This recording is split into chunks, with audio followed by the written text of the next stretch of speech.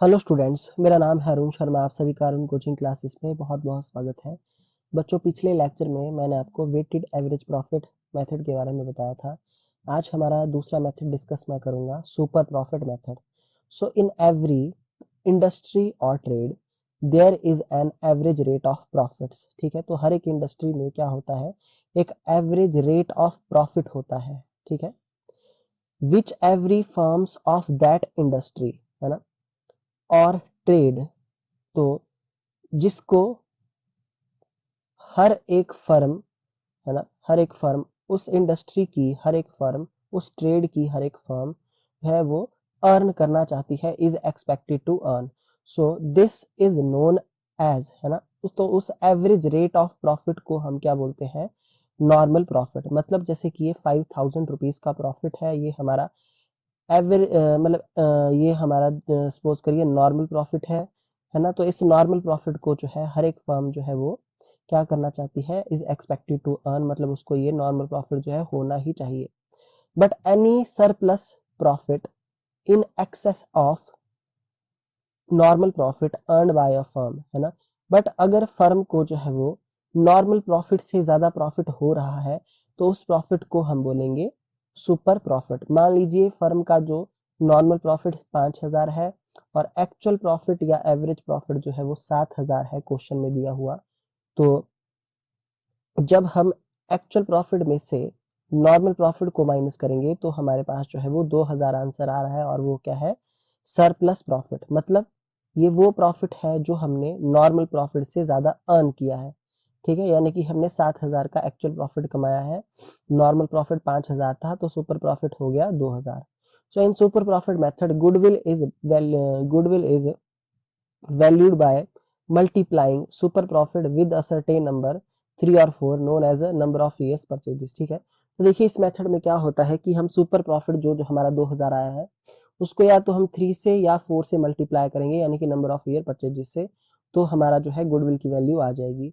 So I hope आपको इतना समझ में आ गया होगा। ओके, उसके बाद यहाँ पे क्या बोला गया है कि to determine the value of goodwill, अगर आपने गुडविल की वैल्यू को फाइंड आउट करना होगा तो आपको ये जो नीचे लिखी गई 5 आइटम्स हैं इनकी जो है नीड होगी। पहला है एक्चुअल और एवरेज प्रॉफिट, दूसरा है नॉर्मल रेट ऑफ रिटर्न, तीसरा है कैपिटल एम्प्लॉयड, चौथा है नॉर्मल प्रॉफिट, और पांचवा है सुपर प्रॉफिट। ठीक है, इन 5 आइटम्स की आपको नीड पड़ेगी। ओके, सो एक्चुअल प्रॉफिट और एवरेज प्रॉफिट, तो calculate the average profit based on past few years profit as already discussed in average profit method. देखिए बच्चों, एवरेज प्रॉफिट और एक्चुअल प्रॉफिट क्या होता है, ये चीज हम एवरेज प्रॉफिट मेथड में जो है ऑलरेडी डिस्कस कर चुके हैं, तो आप पिछले लेक्चर्स को देख सकते हैं और एवरेज प्रॉफिट और एक्चुअल प्रॉफिट के बारे में जो है नॉलेज ले सकते हैं। तो दूसरा है नॉर्मल रेट ऑफ रिटर्न, तो normal rate of return refers to the rate of return normally earned by an average firm,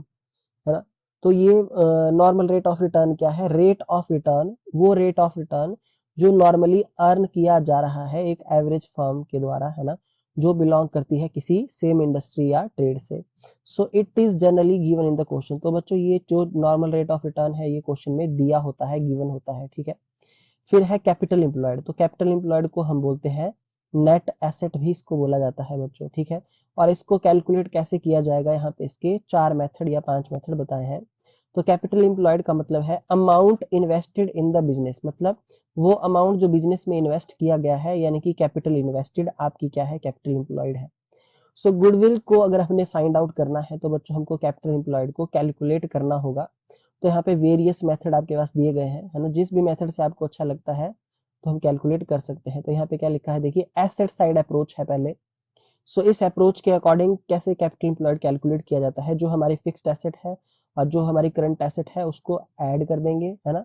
accept goodwill, fictitious asset and non trade investment, तो बच्चों ये जो 3 आपके पास बताई गई है, गुडविल, फिक्टिशियस एसेट और नॉन ट्रेड इन्वेस्टमेंट, इनको इंक्लूड नहीं किया जाता है ना, एसेट्स में, है ना, ना तो फिक्स्ड में ना तो करंट में, है ना।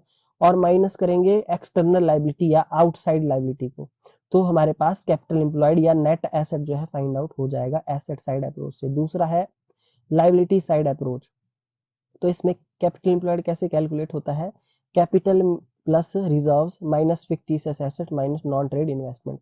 तो बच्चों ये फार्मूलाज आप कॉपी पे नोट डाउन कर लीजिए। ओके, उसके बाद क्या होता है कि कई बार क्वेश्चन में ना तो एसेट की वैल्यू दी होती है ना लाइबिलिटीज की, है ना, तो ओनली अमाउंट ऑफ ओपनिंग और क्लोजिंग कैपिटल आर गिवन। तो देखिए क्वेश्चन में आपके पास सिर्फ या तो ओपनिंग कैपिटल दी होगी या क्लोजिंग कैपिटल दी होगी, तो उसके थ्रू आप क्या कर सकते हैं, एवरेज कैपिटल एम्प्लॉयड को कैलकुलेट कर सकते हैं। तो opening capital plus closing capital divided by 2, ठीक है, तो इसका एवरेज ले सकते हैं और आप मतलब कैपिटल एम्प्लॉयड को कैलकुलेट कर सकते हैं, एवरेज कैपिटल एम्प्लॉयड को।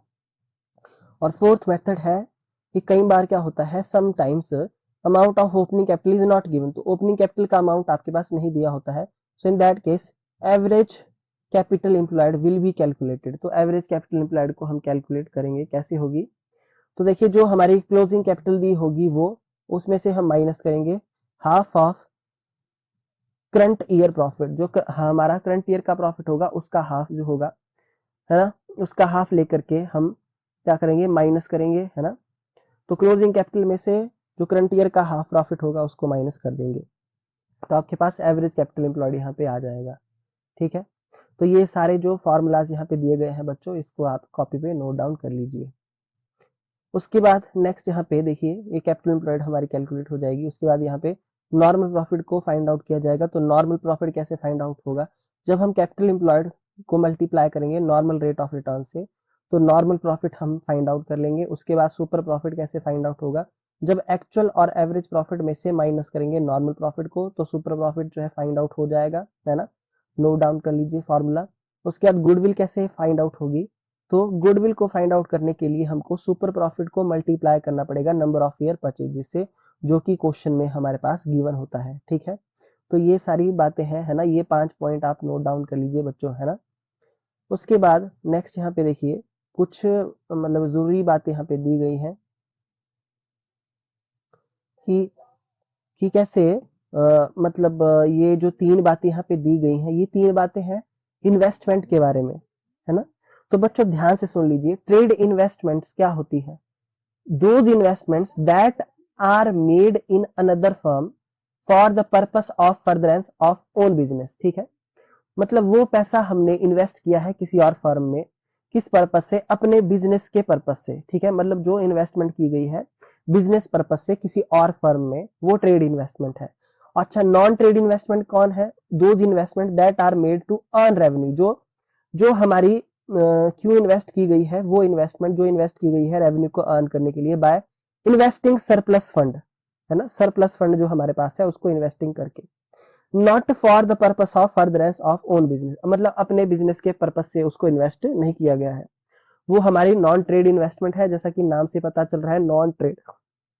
लास्ट है unless investment are specified as trade investment. देखिए जब कि क्वेश्चन में ये ना बोला गया हो कि जो इन्वेस्टमेंट है वो ट्रेड इन्वेस्टमेंट है या नहीं है, हम उसको नॉन ट्रेड ही मानेंगे बच्चों, ध्यान से इस बात को सुन लीजिए आप। ओके, सो आई होप ये पॉइंट आपको समझ में आ गए होंगे, अगर आप लिखना चाहे तो लिख सकते हैं, है ना, ठीक है। ये लास्ट वाला पॉइंट तो बड़ा जरूरी है कि जब तक क्वेश्चन में गिवन ना दिया गया हो, हम उस इन्वेस्टमेंट को नॉन ट्रेड ही मानेंगे, ठीक है, स्पेसिफाई ना किया गया हो। सो आई होप आपको इतना समझ में आ गया होगा। उसके बाद जो हमारा डिफरेंस है वो है एवरेज प्रॉफिट और सुपर प्रॉफिट में क्या डिफरेंस है। तो देखिए एवरेज प्रॉफिट और सुपर प्रॉफिट में क्या डिफरेंस है, जो एवरेज प्रॉफिट होता है उसको कैसे कैलकुलेट किया जाता है, it is average of actual profits of past few years, है ना। जो हमारा एवरेज प्रॉफिट होता है वो हमारे पिछले कई सालों के प्रॉफिट्स का एवरेज होता है ना, जो भी हमको एक्चुअल में प्रॉफिट होता है उसका। और सुपर प्रॉफिट क्या है, it is the excess of average profit over normal profit, है ना।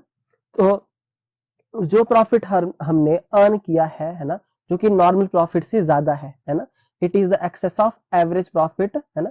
मतलब एवरेज प्रॉफिट जो है हमारा ज्यादा है और नॉर्मल प्रॉफिट हमारा कम है ना, जो मतलब हमारा एक्सेस है एवरेज प्रॉफिट का नॉर्मल प्रॉफिट के ऊपर, वो है सुपर प्रॉफिट। तो मैं आपको बता चुका हूँ ये बात। नॉर्मल रेट ऑफ रिटर्न क्या है, normal rate of return has no relevance under, देखिए इसकी कोई इंपॉर्टेंस नहीं होती है एवरेज प्रॉफिट मेथड में, एवरेज प्रॉफिट में नॉर्मल रेट की कोई भी मतलब रेलिवेंस इंपॉर्टेंस नहीं होती है। जबकि सुपर प्रॉफिट मेथड में क्या होता है, जो आपका मतलब नॉर्मल रेट ऑफ रिटर्न के बिना जो है आप नॉर्मल प्रॉफिट को फाइंड आउट नहीं कर सकते हैं, है ना। Without normal rate of return normal profit can not be calculated, है ना। अगर आपने सुपर प्रॉफिट फाइंड आउट करना है तो आपको नॉर्मल प्रॉफिट पहले निकालना पड़ेगा, तो उसके लिए जो है नॉर्मल रेट ऑफ रिटर्न की जरूरत पड़ेगी, है ना। नॉर्मल रेट ऑफ रिटर्न से ही नॉर्मल प्रॉफिट कैलकुलेट होता है। उसके बाद है एवरेज कैपिटल एम्प्लॉयड। तो देखिए एवरेज प्रॉफिट मेथड में जो है वो एवरेज कैपिटल एम्प्लॉयड को कंसीडर नहीं किया जाता है ना। जबकि सुपर प्रॉफिट मेथड में इसको कंसीडर किया जाता है। नेक्स्ट है relevance for valuing goodwill. Average profit is required for valuing goodwill under all three method. देखिए अगर बच्चों आपने क्वेश्चन एवरेज प्रॉफिट मेथड से करना है, वेटेड एवरेज प्रॉफिट मेथड से करना है, सुपर प्रॉफिट मेथड से करना है, कैपिटलाइजेशन मेथड से करना है, जिस भी मेथड से करना हो उसमें एवरेज प्रॉफिट को फाइंड आउट करना ही पड़ता है ना, गुडविल को कैलकुलेट करने के लिए। जबकि सुपर प्रॉफिट मेथड में क्या होता है, super profit is required for valuing goodwill, है ना। इन केस अगर आप सुपर प्रॉफिट जो है वो फाइंड आउट कर रहे होंगे सुपर प्रॉफिट मेथड से, है ना, super profit is required for valuing goodwill under super profit method और capitalisation of super profit method. ठीक है, ठीक है बच्चों। अगर आपने गुडविल को फाइंड आउट करना होगा तो आपको सुपर प्रॉफिट कब निकालना पड़ेगा, जब आप सुपर प्रॉफिट मेथड से क्वेश्चन को कर रहे होंगे या फिर capitalisation of super profit method से कर रहे होंगे क्वेश्चन को। ठीक है, मतलब यहाँ पे बताया गया है कि सुपर प्रॉफिट और एवरेज प्रॉफिट की नीड कब होगी। ठीक है, जब एवरेज प्रॉफिट की नीड तो हमको सभी तीनों मेथड में पड़ती है, बट सुपर प्रॉफिट की जो नीड है हमको सिर्फ और सिर्फ सुपर प्रॉफिट मेथड या capitalisation of super profit method में पड़ती है। ओके, लास्ट है आपका फॉर्मूला क्या है एवरेज प्रॉफिट का। देखिए एवरेज प्रॉफिट का फॉर्मूला है total profit divided by number of year, और सुपर प्रॉफिट का ये था आपका एवरेज प्रॉफिट। बच्चों एवरेज प्रॉफिट का फॉर्मूला है total profit divided by number of year, और सुपर प्रॉफिट का फॉर्मूला है average profit minus normal rate, है नॉर्मल प्रॉफिट, है ना। तो ये बात मैं आपको बता चुका हूँ। ठीक है, सो बच्चों इससे पहले मैंने आपको जो भी बातें ये बताई है, जो भी फॉर्मूलाज बताए हैं, और ये जो 5 आइटम्स के बारे में नॉलेज दिया है ना, average profit, normal rate of return, capital employed, normal profit, super profit, इन सब के बारे में आपको पता होना चाहिए, जो मैंने आपको सारी जानकारी दे दी। तो बच्चों ये था हमारा सुपर प्रॉफिट मेथड जो आज हमने डिस्कस किया है। इन केस अगर आपको कहीं भी कोई भी प्रॉब्लम आ रही होगी तो आप जो है कमेंट सेक्शन में कमेंट कर सकते हैं, या तो मुझे पर्सनली जो है मेरे नंबर पे एसएमएस कर सकते हैं, मुझसे पूछ सकते हैं, है ना, जो भी आपको प्रॉब्लम होगी। सो मेरे चैनल को जो है वो सब्सक्राइब करिए, ज़्यादा से ज़्यादा वीडियो को शेयर करिए, लाइक करिए, है ना। और जो भी आपकी प्रॉब्लम है उसको मेरे साथ डिस्कस कर सकते हैं। Thank you so much.